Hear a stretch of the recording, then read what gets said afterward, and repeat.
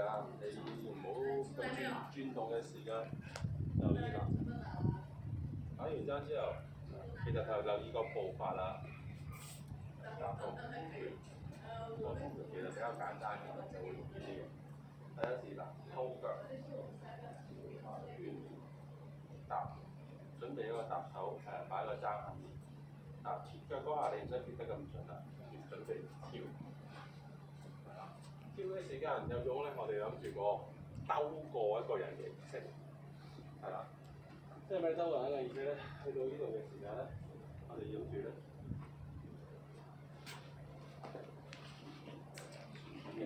係啦，如果你直線跳嘅話咧，我哋會產生一個叫做慣性力出現嘅。慣性力嘅時候，即係我哋向前跳嘅話咧，我哋有個慣性力就會好似煞掣。但我哋去一個兜嘅姿勢嘅時候，你就會企得穩啲嘅啦。我哋嘅旋轉力去做嘅時間係啦，我哋嘅習慣有個姿勢上咧有少少係啊，去做嘅時間踏上之後，上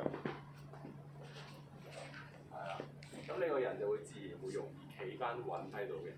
如果我哋直線跳嘅話咧，我哋有個慣性力咧，好似剎車咁咧，其實你有種撲前嘅做法，咁我哋要留意下呢個做啦，呢個姿勢大紅頭。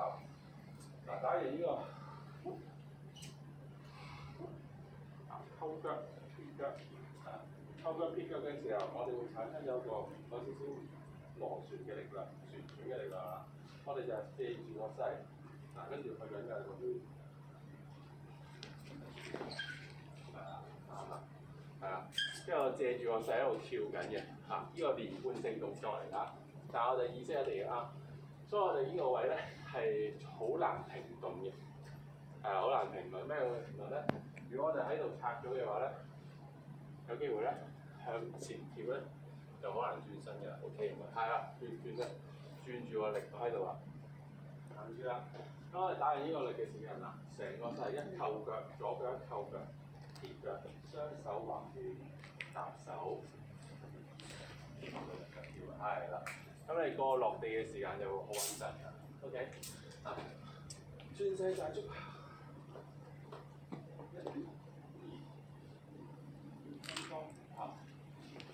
係啦。落嚟嘅時間執拳啦，一個正反拳啊，係啦，打就係啦。咁打上去嘅時間，留意自己 hold 住個勢啦。打完勢嘅時間，打呢度唔好太高啊，其實都係 hold 住自己。斜斜地沉肩擒踭嗰個做法，我哋後手嘅時間最盡打到右邊胸口嘅，左邊胸口嘅啫，係啦。搭住個架，要令到我哋有膨勢，係啦。做嘅時間，打嘅時間係啦。你打實，打喺邊個邊？打完嘅時候打，係啦。過咗嚟啦，咁你要變咗咁嘅味道，係啦。留意下嗰個做法啦，係啊，右手我哋邊出去嘅時間唔好太過濃，即係後手㗎。唔好太過濃，要有翻少少呢度個虛翼個棚架，係啦。做嘅時間打完啦，跟住右手穿過去，左腳撇腳，其實都係用咗少少腰踢力，兜過去。不過兜還兜，你自己要兜得靚啲啦，自己去做一啲練習裏邊咧，少少攝過去嘅啫，即係好似其實我哋都係一個彎呢個做法，一個彎。都係直線嘅動作，係啦。你留意，即係好似有一個人，好似我企住喺度嘅時候，企住喺度嘅時候，你諗住打完行，跟住我諗住行嘅時候咧，兜一個，咁慣性係閃過去啦。當然，我哋要用嘅時候，因為我哋要習慣呢個叫閃箭嘅做法，我要去咗佢後面，係啦。即係當然中間有撥手啊，有立手嘅動作喺度，但係我哋嗰個跳躍嘅時間，可能我哋習慣性嘅，可能我習慣咗呢啲位嘅啫，一定要係，所以習慣性去180度去跳躍。OK， 運動，嚟個撇腳穿，係啦，執拳，係啦，執拳，翻，打腳，呢個咧係啦，左耳上踭。左耳橫，右耳橫，西大直後，轉身多門後，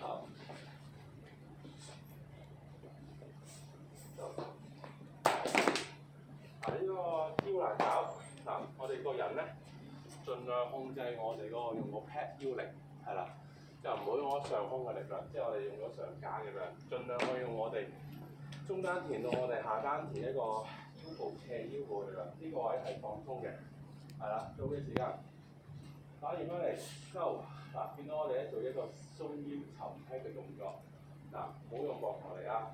因為呢個膊頭係我哋個較位，即係我哋個開門嗰個較位，呢、個位亦都係我哋嘅較位。呢兩個力咧，盡量係放鬆嘅，盡量去用個腰呢個位置去搖佢落去啦，係啦。開閘唔使用力住嘅，我哋要習慣咗用咗呢一段嗱呢一段力啊去做嘅時間嗱搖佢啊，咁你有發覺輕輕地拍落去啊，唔使用力住嘅。當你習慣咗用呢個力量咧。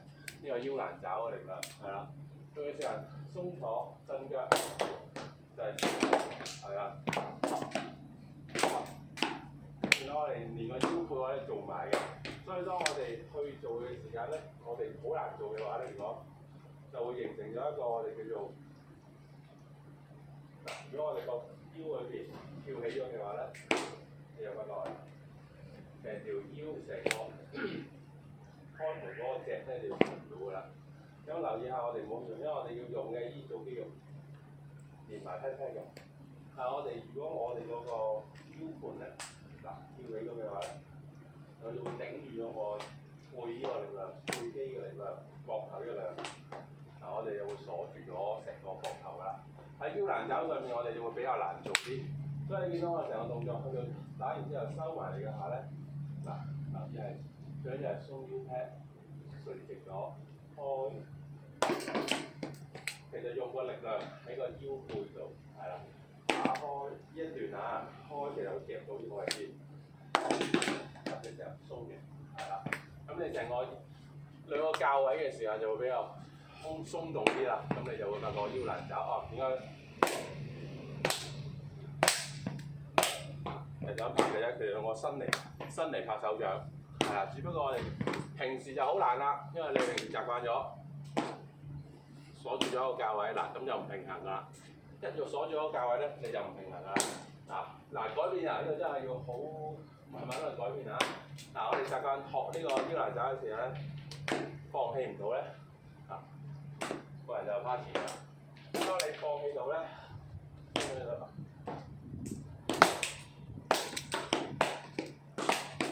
基本上就係靠成個背脊去打開呢個開合嘅，係啦。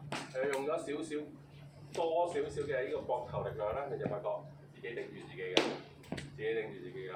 當你嘅力量喺鬆咗肩之後，攞咗呢個腰部開合，拍手掌嘅啫。基本上就係身體開合力、打合嘅力。呢個就係腰難找我哋要做嘅動作啦。OK。好，嚟到呢度先啦，我哋3個動作，現在大足球，這都唔錯，係啦。左腰啊，西大足球，全身方向，腰難找。因為點解要腰難找？我哋要鬆咗腰之後咧，因為我哋打落去嘅順難找咧，如果你趴前咗咧，你嘅機動力咧就會比較弱咗啦。呢個機動力弱咗，嗱，你要一衝過去咧，你個背脊就送俾人哋㗎啦。因為呢個連續招裏面，我哋嘅一個慣性就係我腰難找，坐低咗，我就可以順難找。所以如果我哋慣咗，如果我哋一下子用慣咗呢個嘅話咧，你做嘅時候一去咗個位咧，你嘅力量就會冇咁好㗎啦。因為我哋所謂用勁嘅話咧，其實基本上開步、跨勁打過去嘅，係啦。因為你開步嗰下要輕嘅，嗰個順難找嘅意思就係開步轉過去，係啦。所以留意下嗰個順難找嘅做法，腰難找嘅時候做法嘅時候都一樣啦。呢個找基本上係做咩咧？拍住人哋，習慣性攞個背門，我哋叫棚勁去打人哋嘅心口。即係埋身嘅時候先唔會。你可以埋身，亦都係揦佢埋嚟，係啦，睇你點做啦。即係有時我哋如果有即係如果我哋好似我埋身啦，我當佢黐到好埋嘅。咁如果我哋成日用呢個膊頭嚟打佢唔到啊嘛，咁你哋見到我哋做嘅時間鬆咗啦。咁我身有兩空間啊，有背啫。咁我哋咪有個力量打出嚟，係啦，即係習慣性，係啦，習慣性，個個都做到嘅。即係我哋黐住啲啦，我哋話呢個都得啦，係呢個膊頭。即係好似如果我哋咁樣，我哋習慣咗係，如果佢逼得好緊嘅時候，咪好難打。但係如果我鬆咗，我個力量喺後面嘅時間，我翻轉，咁我咪有個力量打出嚟。可以變咗可以。係啦，我哋中間咪好似有個空間用力啊！我哋成日講，我用個身體製造空間，淨係話俾你聽，我點用個身體喺度製造翻陰陽啫。因為如果我哋頂住咧，就實晒啦，用唔到嘅，係嘛？但係如果我力量，呢個力量褪落背脊度，咁我習慣咗用腿、腰、背，咁我好近距離咪可以發到個力量。咁當然啦，如果你直常咁攬住我，你就唔會打膊頭㗎啦。係心口咯。我仲唔頂住你啊！我哋打落你個膝頭度㗎啦。所以你見到我哋平時練習，但係我哋點解要咁樣練習咧？呢個動作就係要硬性規定你，即係想你哋啊，唔係硬性規定嘅。基本上係想你哋去習慣翻用到腰背力，係啦。即係喺呢個動作上面，因為你用膊頭力好難打㗎嘛。你發覺你用膊頭力，你係做唔到㗎嘛。硬性要你哋慢慢去用到腰背呢個力量，係啦，習慣性用翻背脊呢個力量啦。OK，呢個腰欄爪裏邊嘅練習嚟嘅。你平時你點用啊？其實用你就拉翻出嚟用㗎啦。即係你用嘅時間，你就可以放喺邊個位都得㗎啦。但係練習嘅時間就係習慣性，我哋逼自己呢個位用力，係啦。因為如果你放喺度咧，你自己好習慣性用翻個膊頭力嘅。係啦，腰欄爪嘅訓練，腰欄爪嘅意思嘅訓練裏邊，我哋要知道原來我呢個動作係做咩咧？要習慣咗放鬆膊頭，用上半身嘅力量做坐，係啦，拉弓腰背開，係啦，咁習慣咗再用腰背力。咁當然啦，練完一邊先有一邊扶起來，你練一邊咪練咗左邊咯，係啊，右邊叻嘅咪係啊，你咪左邊係啊，即係左邊你咪自己習慣，慢慢左右開弓咯，自己咪練習咗。但係先有一邊扶起來，兩邊都要鬆啦，第一樣嘢就係啦。所以我哋喺呢個動作腰欄爪嘅動作，其實有個標準，你發覺自己係咪直啦？係啦，即係呢個位置係咪直啦？因為你發覺都中坐，基本上呢條脊呢個位下位呢一個 area 都係要直嘅。咁我哋基本上都係，只不過好似坐低咗啫。係啦，坐低咗，開步。順欄爪，係啦，即係你喺呢個角度裏邊就係我開鬆直嘅開步順欄爪，係啦，因為我哋個腰盤跨個要求咧就係一個倒轉個 T 字水平，係啦，所以咧腰盤跨就我落去呢個位置嗱，呢一個位置係水平 T 字嚟嘅，盡量去做到。如果我哋喺個腰盤個 pad 呢個位做到水平 T 字咧，即係調翻佢個 T 字好似冇咗上咗話咁咯。嗱咁就正啦，開步，呢個胯打開個步，重心喺度，就打順欄爪啦。OK， 所以留意下嗱，開頭動作上我哋要知道咗用緊訓練緊邊個部位，咁你着重翻訓練嗰個部位，再慢慢知我用多咗 T 字唔到喎。咁你踏步㗎啦，咁你順欄爪就好難做㗎啦。OK， 做住呢兩個先，係啦。好，緊張，練習3次啊。左耳橫，右耳橫，轉世界足下，轉身當門塔，腰欄爪，開步，順欄爪。緊張，左耳橫，右耳橫，轉世界足下。最多。好，右欄杆，左欄杆。喐緊好難。哦。所以慢啲啊，我好建議開牌打慢啲，攞得啱咗先打。然之後左耳環，右耳環，身當回合。